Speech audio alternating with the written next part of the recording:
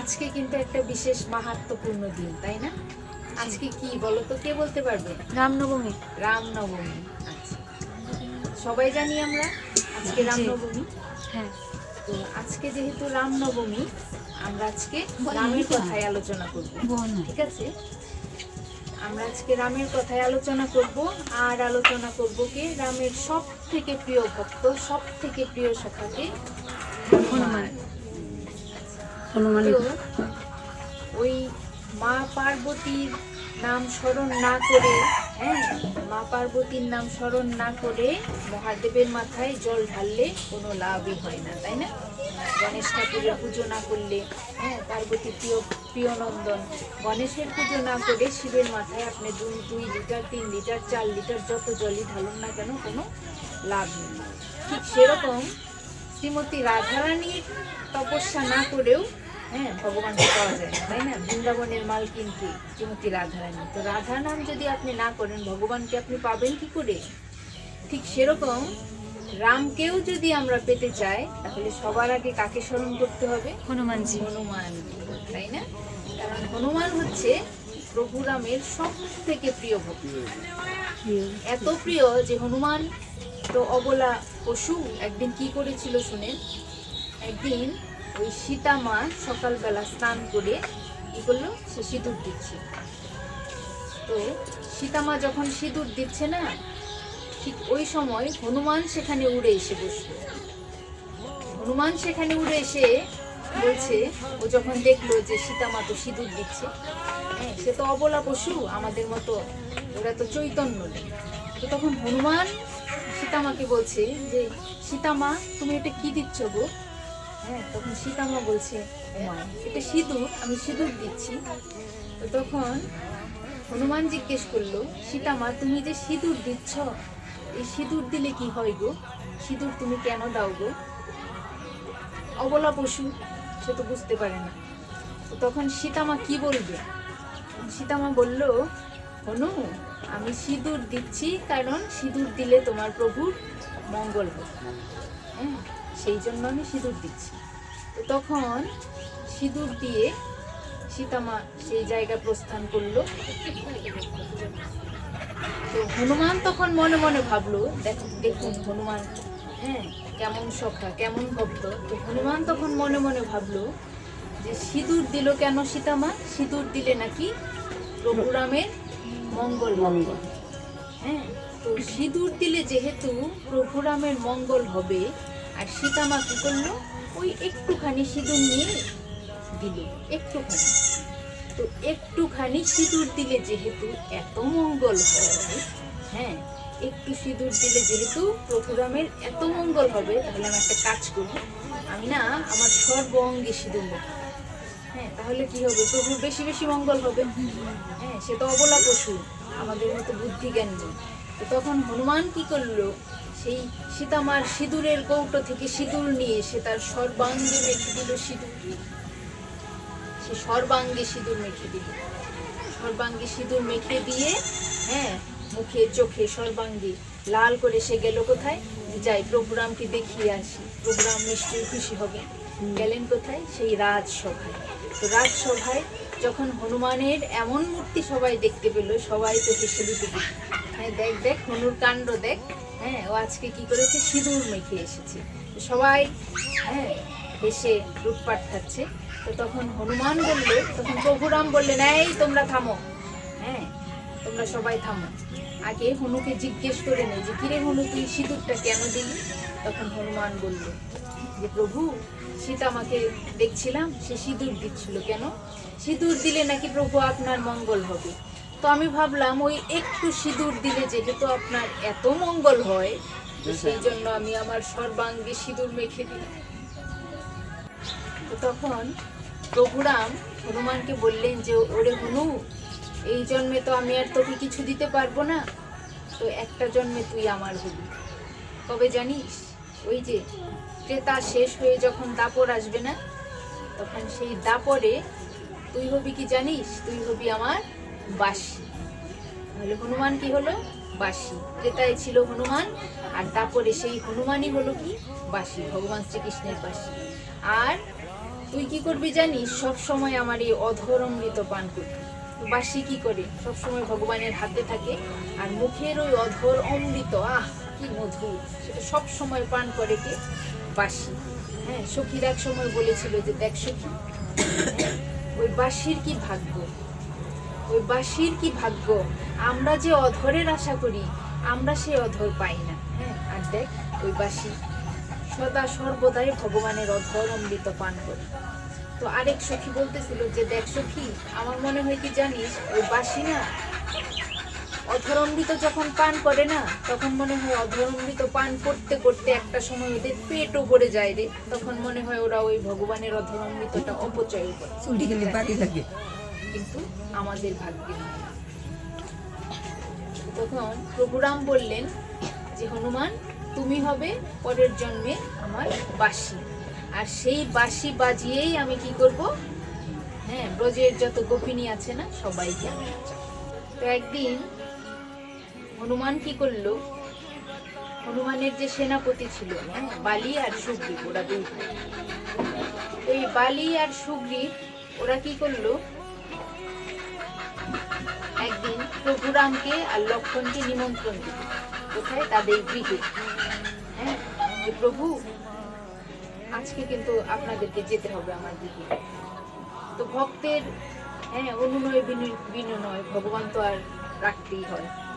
তো ভগবান কি করলেন, প্রভু রাম কি করলেন, লক্ষ্মণকে সঙ্গে নিয়ে গেলেন কোথায়? সেই বালির গৃহে, সুগ্রীবের গৃহে, মানে হনুমানের গৃহে। তো হনুমানের গৃহে যাওয়া মাত্রই তখন হনুমানের মা কি করল, যেমন আমরা যদি আমাদের কোনো বন্ধুকে, কোনো বান্ধবীকে বাড়িতে নিয়ে যাই, তাহলে মা কি করে, সবার আগে ওই যে আমাদের খারাপ যে দিকটা আছে না, ওটা তুলে ধরে। হ্যাঁ, যে আমার মেয়েটা সব থেকে খারাপ, আমার মেয়ে পড়াশোনা করে, এটাই বলে না সবার আগে। ঠিক সেরকম হনুমানের গৃহে যখন প্রভু রাম আর লক্ষ্মণ গেলেন, হনুমানের মাও কিন্তু ঠিক এই কাজটাই করছে। তো সে কি করলো, ওই প্রভু রামকে দেখতে পেয়েই তখন মানে হনুমানের যত অভিযোগ বা অনুযোগ আছে সবকিছু সে বলতে শুরু করলো, যে কি, হ্যাঁ, আমার পুত্র কুলাঙ্গার, হ্যাঁ, আমার পুত্রের বুদ্ধি শুদ্ধি নেই, আমার পুত্র মূর্খ, আমার পুত্র অচৈতন্যহীন, যত খারাপ সবকিছু হনুমানের মা বলতে শুরু করলো। তো এদিকে লক্ষ্মণ আবার ছিল একটু রাগী, লক্ষ্মণ আবার একটু রাগী। প্রভুরাম যেমন সংযত চিত্তে, কিন্তু লক্ষ্মণ কিন্তু তার রাগটা সংযত করতে পারে না। তো তখন লক্ষ্মণ কি করলো, কি আমার বন্ধুর নিন্দা হচ্ছে, হ্যাঁ, আমাদের সখার নিন্দা হচ্ছে, হনুমানের নিন্দা হচ্ছে, সে কি করলো, তার ধনুর্বাণ নিয়ে একদম প্রস্তুত। হ্যাঁ, প্রস্তুত কেন, সে হনুমানের মাকে সেই ধনুক দিয়ে হত্যা করার জন্য উদ্যত হলো। কেন, আমাদের বন্ধুর নিন্দা হচ্ছে, হ্যাঁ, হনুমানের নিন্দা করছে, কত বড় সাহস। তখন প্রভুরাম বললেন, লক্ষ্মণ থামো, দাঁড়াও, সে কি বলছে সেটা শুনে নাও। হ্যাঁ, তো তখন কি হলো, তখন এই যে এত অভিযোগ হনুমানের নামে দিচ্ছে তার মাতা, আমার পুত্র কুলাঙ্গার,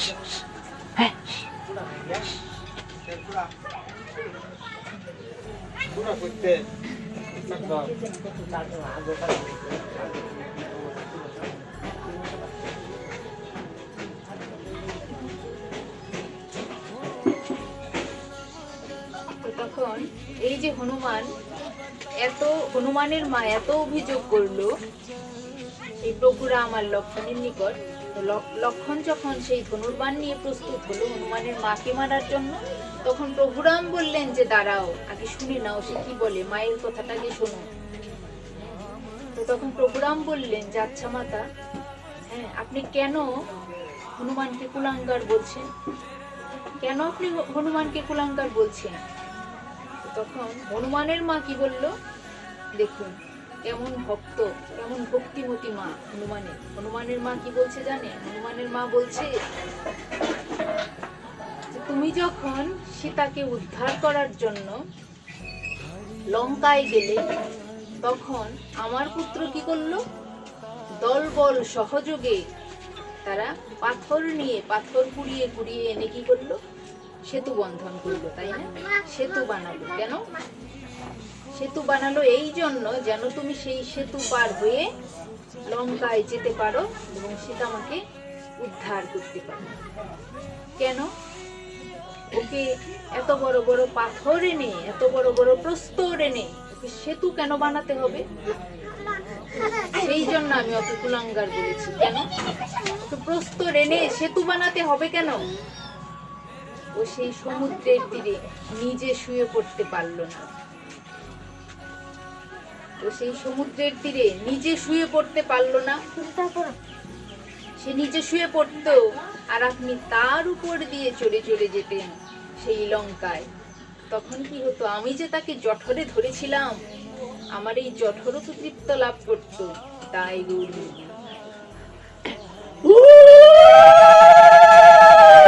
প্রভু রাম এবং ভগবান শ্রীকৃষ্ণের মধ্যে পার্থক্য হচ্ছে,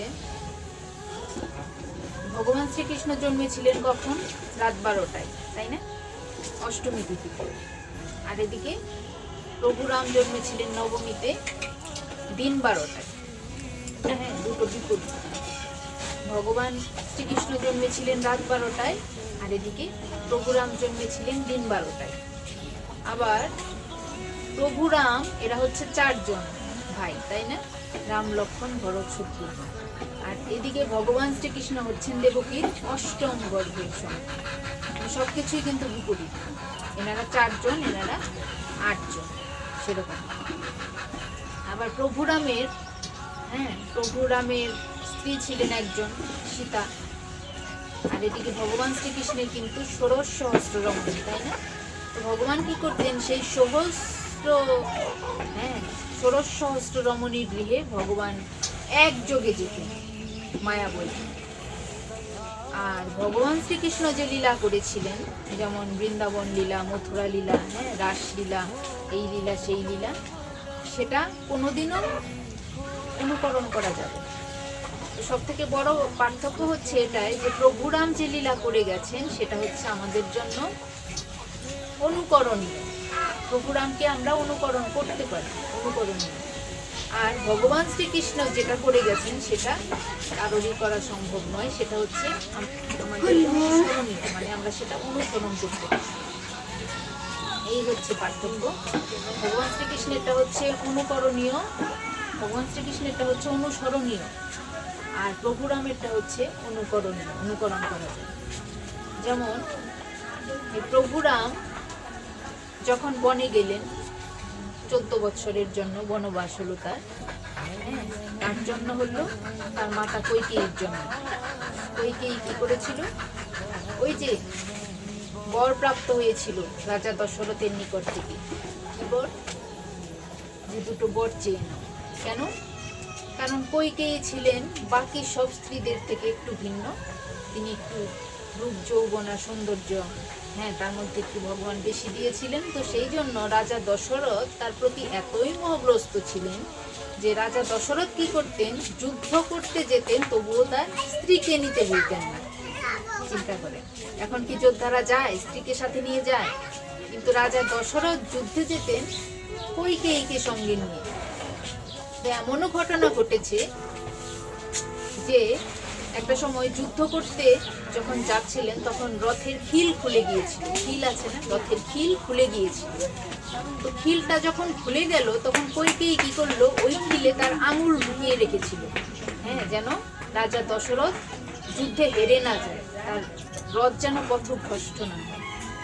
তো এই যে খিলটা বেঁধে রেখেছিল, তখন রাজা দশরথ তার প্রতি এতই কৃতজ্ঞ সম্পন্ন হয়ে গেছিল, সেই কৃতজ্ঞতা বোধ থেকে রাজা দশরথ বলেছিলেন যে আমি তোমার কাছে, তুমি আমার কাছ থেকে বর চেয়ে। তো এটা দিয়ে ভগবান এটাই বোঝালেন যে কারো প্রতি এতটা মোহগ্রস্ত হইও না যে তুমি যে কোনো কিছু করতে বাধ্য হয়ে যাও। তো তখন ওই যে সেই সুযোগের সদ্ব্যবহারটা করে নিল কে? কৈকেয়ী। কৈকেয়ী কি চাইলো?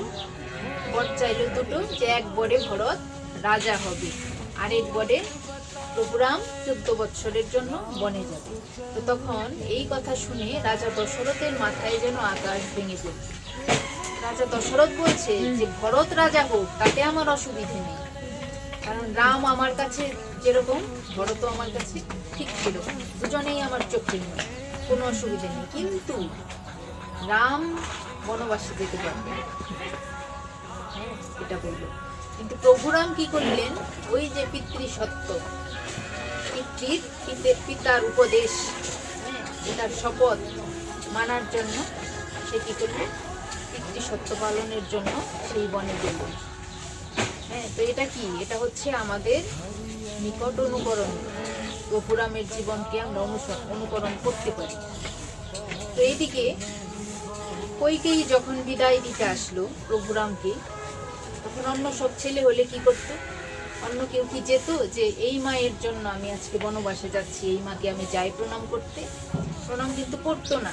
কিন্তু প্রভুরাম কিন্তু ঠিকই প্রণাম করলেন ভক্তি ভরে কইকেয়ীকে। আর সব থেকে বেশি সন্তুষ্ট হলেন প্রভুরাম কইকেয়ীর প্রতি। কেন?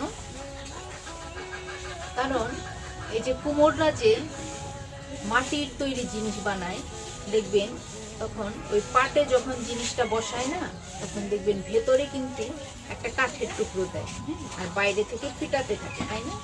কেন পিটায়? কারণ ওই পাত্রটা যেন বাঁকা না হয়ে যায়, সেই জন্য পিটায়, তাই না?